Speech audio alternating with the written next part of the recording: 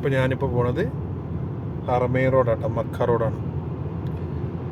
കുറച്ചുകൊണ്ട് കഴിഞ്ഞാൽ നമ്മളെ ജിദ്ദ എയർപോർട്ട്. ഇപ്പോൾ ഇതാ വെല്ലുവണ്ടികൾ ഇപ്പോൾ ഈ ടൈം എന്ന് പറഞ്ഞാൽ ഒരു 10 മണി കഴിഞ്ഞാൽ പിന്നെ വെല്ലുവണ്ടി അലൗഡാണ് ഇവിടെ.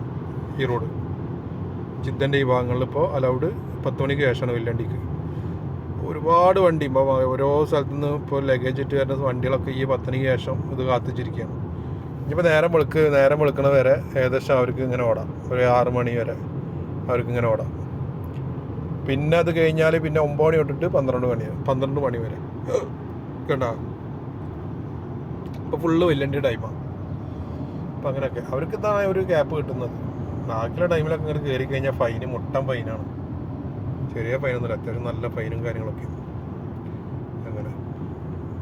കാരണം ഇവർക്ക് വന്നിട്ട് കാര്യമില്ല, അത്രയും വണ്ടി ഉണ്ട് റോട്ടുമേ. മക്കത്തേക്ക് പോകുന്ന വണ്ടികൾ. ഇന്നത് ടൗണല്ലേ ജിദ്ദ എന്ന് പറഞ്ഞാൽ, അത്യാവശ്യം ഒരു കമ്പ്യൂട്ടർ സിറ്റിയാണ്, അത്യാവശ്യം വലിയ ടൗണല്ലേ.